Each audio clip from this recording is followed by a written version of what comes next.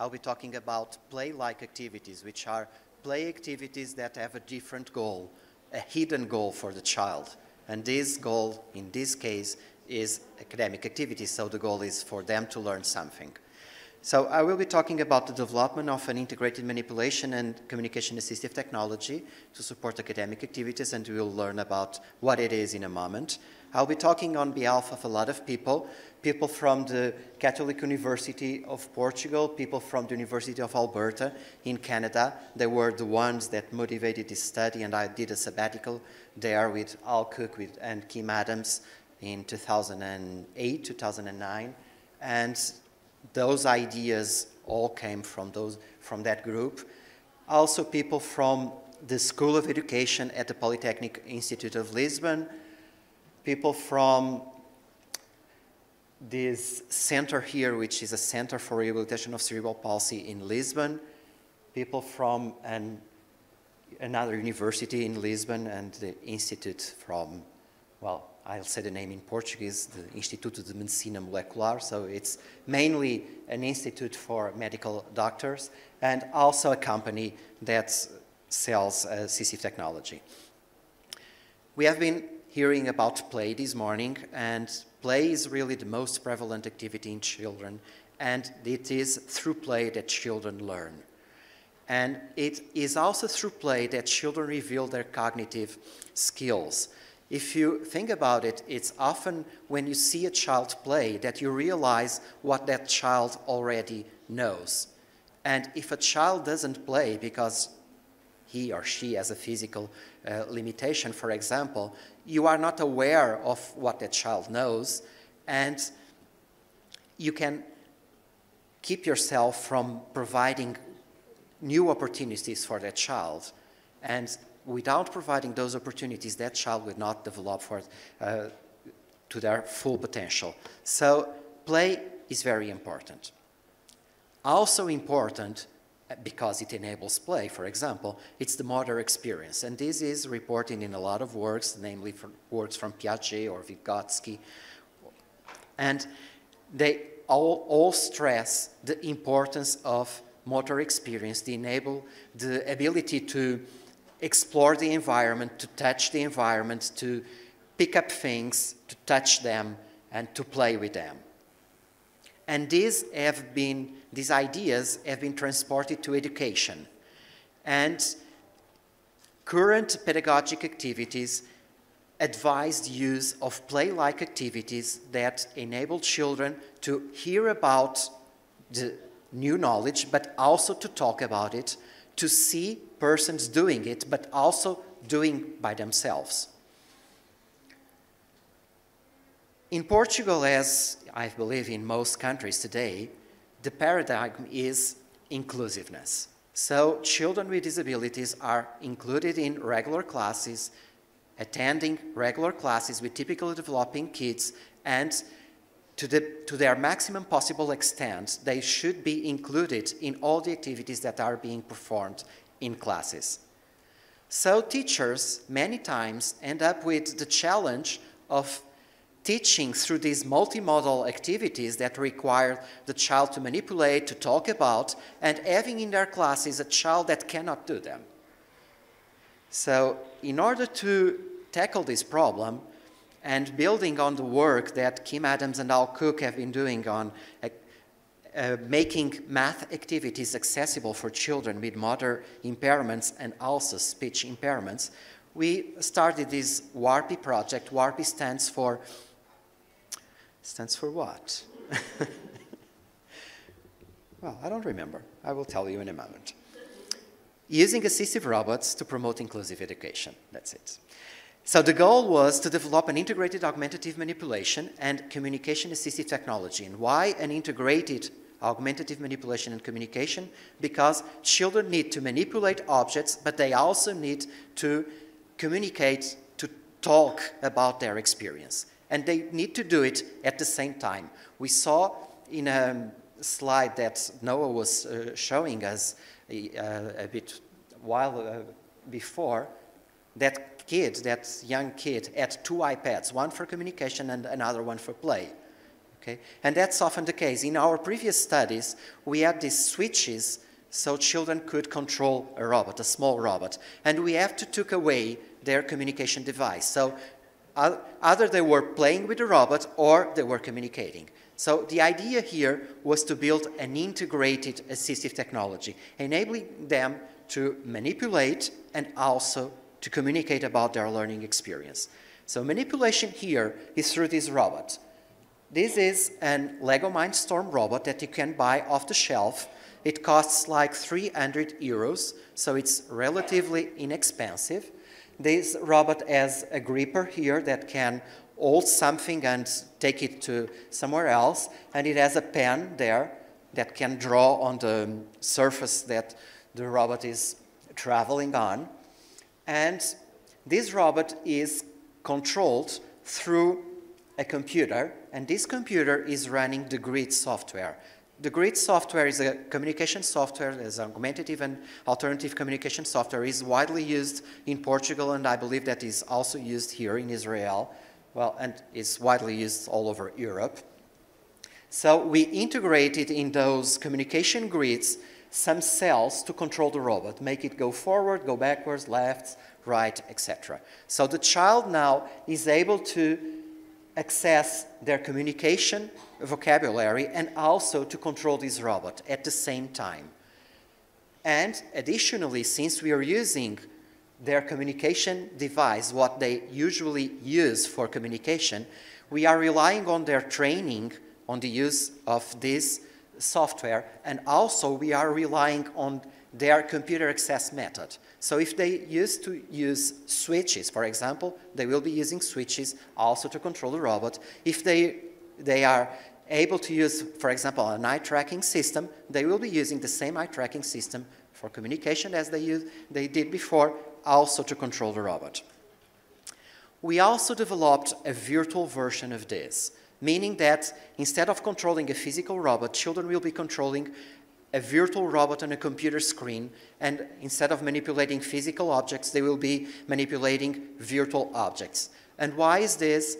Because if for the child it is the same experience to control a physical robot as controlling a virtual robot, well, the virtual robot will be cheaper, it will be easier to disseminate, it will be easier to use by non-technical persons because, well, let's face it, a Lego robot, it's easy to use, it's easy to assemble. But, for example, it is controlled through Bluetooth. So you need to know how to pair the robot with the computer. So there are some technical background issues there that you need to address. And if it was only a software, if it's only a virtual system, it would be easier. So we also developed a virtual robot, a virtual version of our YAMCAT, of our integrated augmentative manipulation and communication assistive technology, and then we went test it. And we involved 9 children with disabilities. They were all integrated in regular classes, and we asked them to perform adapted activities with this system, and they were all in preschool or in first grade. And the activities we adapted were in these curricular areas. Language, it was Portuguese language because these tests were run in Portugal. Mathematics, science, and social studies activities. So here you have a table that shows you our participants. So I will be reporting on these first 5 here.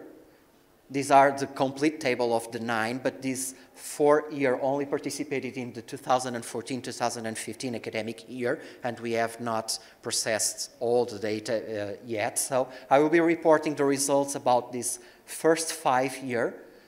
3 females, 2 males, between 5 and 6. You see here 5/6, preschool level 3/1st grade, because this young girl here participated both in the 2013-2014 academic year and also in the following year. And 2 of them used the physical robot, 3 of them using the virtual robot as dictated by chance, and 4 of them used a trackball to access the computer, and the fifth used an eye tracking system. We assess their cognitive abilities using the pictorial test of intelligence. Participants 1, 2, and 4 performed a little below average. All these children have some degree of cerebral palsy and some other concurrent disabilities. Before going into classes, we had to train these children to use the robot. Please remember here that we are using the robot as an augmentative manipulation tool. It's an assistive technology to support manipulation. So children will be using the robot as a tool to manipulate objects. So the robot is not the end goal here. The robot here is only a tool. And because it is a tool, and the tool requires the ability of the user to use it correctly, we need to train children on using it. So we have a training protocol that I won't be talking here. It was reported elsewhere. And that training protocol aims to develop the following skills. The child should be able to drive the robot to any workspace location, should be able to pick and place objects, using the pen that the robot has at the backside to trace lines, and the child should also be able to communicate using the grid system while controlling the robot. Then, children went through a variable number of sessions. Some of them required more sessions than others, and I have to say that some of them were not able to fully control the robot at the end of the training sessions. And we had to stop the training sessions because children were losing motivation. And what we did was we observed children and we saw what they could do and what they couldn't do with the robot. And if we managed to reprogram the control in order to reprogram the robot in order to overcome the child's limitation, we did it. For example, I'm sure that all of you have experienced controlling a remote car, for example. And it's easy when the car is traveling away from you, because your left is the left's car, your right is the right's car, and if you say forward, the car will move forward in relation to you and will move away from you. But if the car is facing you and you push forward, forward moves the car closer to you because the forward part of the car is facing you. And your left is the right of the car. So you need to put yourself inside the car in order to be able to control it. So you need to move your frame of reference to the car. And some children cannot do it. And particularly young children cannot do it. But we can modify the way that the robot is controlled, so all the control is done from the perspective of the child. And if the child moves its forward, the robot always will move forward, even if it requires the robot to turn on itself to move forward. Okay? So that's the neat thing about robots. We can reprogram them. Another thing, well, even so, there were some children that were not able, for example, to move left or right. We recorded that, and the activities that we are proposing those children to perform in classes wouldn't require them to move the robot left or right. We are only proposing children some activities that require them to move the robot forward and backwards, for example. So, after the training sessions, we moved to the classroom sessions. We went to the teachers of these children, of these participants, and asked them to think about their curricular activities, what they are meant or they are planning to do within 1 month from the first interview, and try to adapt those activities so those children with disabilities could do them using the system. And we carried the portfolio of activities so they could get a feeling of what they could do with the robot. And of course, we also showed them the robot. And we, in cooperation with them, we developed these adapted activities. All of them prepared with the teachers, all of them prepared taking into consideration the activities they were planning to do. And all of them prepared, keeping in mind that the activities should be done by everyone in class, not only by the child with disabilities. That child will be using the system to perform the activity, but all the other kids, all the typically developing kids, should be involved and doing the activity in their regular ways, like using scissors or glue, whatever it's needed. Okay? All necessary physical materials were prepared by the research team, except in one case that the teachers were so involved that they want to do it by themselves. In general, classes were conducted by the teachers themselves. Only in one case, the regular teachers asked the special education teacher to conduct the class, and one adult, the special education teacher or someone from the research team, provided technical support and academic and robot control support to the study participant. Okay, so there was some dedicated support to our participant. 3 classrooms were organized for each child, one dedicated to each of those curriculum areas: Portuguese language, mathematics, and social studies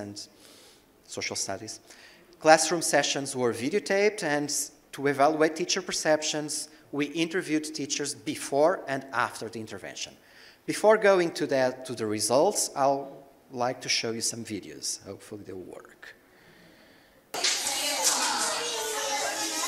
So the activity here is to place the planet at its correct position in the solar system. You see here, this child is using the virtual version of the robot. She's controlling the robot to take the planet to its position. She's using a trackball to control it. And what is neat here is that she's sitting in a table and all her peers are sitting there doing exactly the same. So, and we could see the smile in her face because she was involved. Often, what happens, at least in Portugal, is that with this inclusion paradigm, children are there, are in classes, are in regular classes, but they are sitting there and watching the others. And this time, she was doing exactly the same thing. This guy is controlling the physical robot. That will disappear in a moment. So he is controlling the robot through an eye tracking system to access the computer. So he needs to look at the computer and fix his gaze into the option he wants for a certain amount of time, which is challenging because he needs to look at the screen and then look at the robot to see what he's doing. The robot is there behind that person.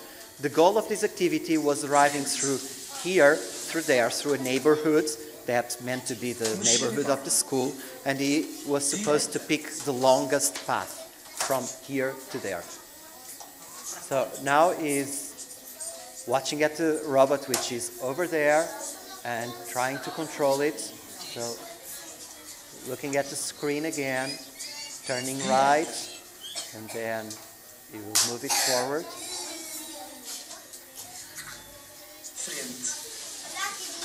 And there the robot goes. As you can see, the robot is drawing a line while he's moving.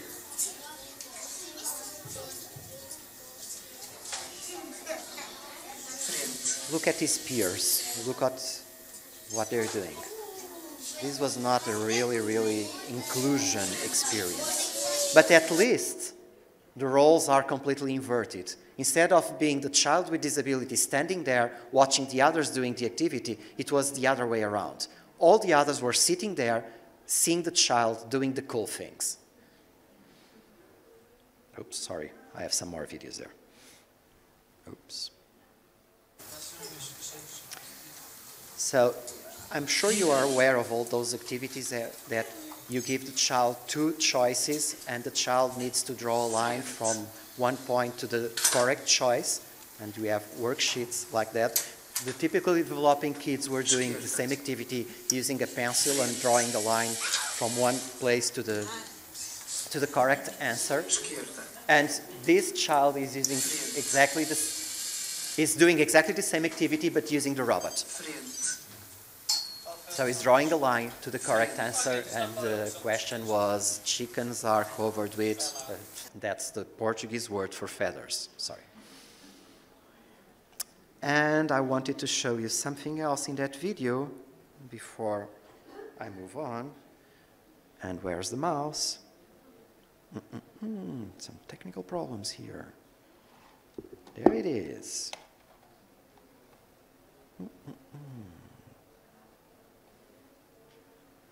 There you go. So again, he's controlling the robot using an eye tracking system, as you can see there. I wish I could move this forward a bit, but...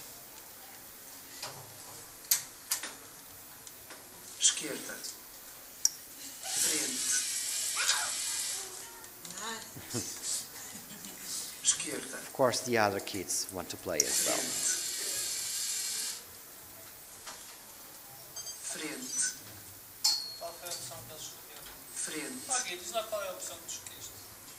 So after giving the answer in this way, he was supposed to use his communication system to answer. So he's looking for the word feathers there,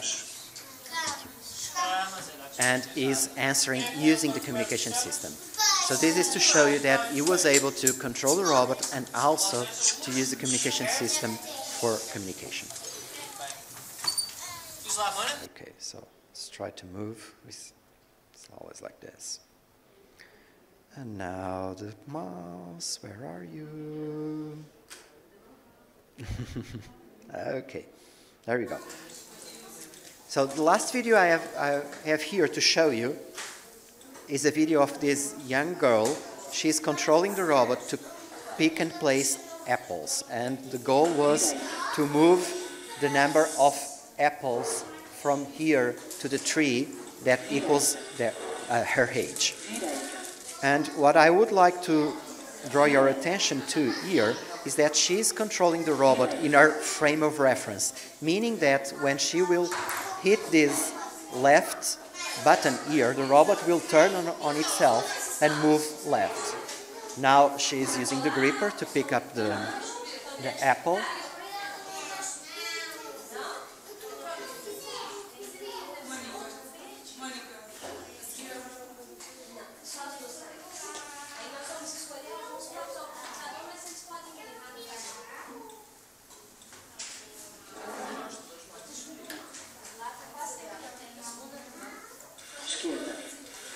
And now, as you see, she hit the left switch and it made the robot to turn on itself and move left. As you saw, it takes time. Okay. So the results of the interviews, the teams that came up from the content analysis that we conducted on the teacher interviews regarding the use of the YAMCAT by the participants, in the opinion of teachers, it enabled the participation in the same activities that the other students were doing, though it required more time.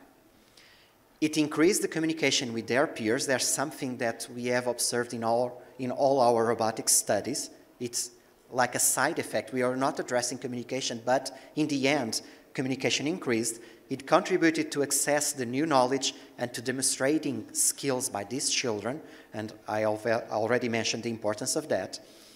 It had an academic impact in their social and academic performance.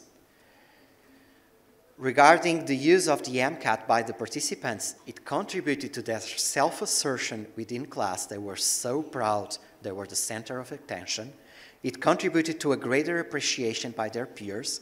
And in the end, we let their peers to use the system too. So, and that experience contributed to them to realize the difficulties children with disabilities have to face every day. Okay. This does not move forward. I don't know. Well, actually it was my last slide, but I don't know how it moves. Well, it's stuck here. So, anyway, this concludes my presentation, and the next slide will show you, oh, now you go. Okay, so integration in of the system in classes, so just to conclude, requires training to regular teachers. Regular teachers complain that they were not trained to use assistive technology, and requires a difficult balance between the attention that you are giving to the child with disabilities and to the rest of the class. And this is because the child with disabilities requires more time to complete the activity. And while this child is completing the activity, you have 18 or 19 other students starting to become nervous and starting to talk with each other. So it's hard for them, and in their opinion, it requires the presence of another adult in class. So that's a drawback. And thank you for your attention. You can find here the website of our project, and all these presentations are there in these videos. Thank you.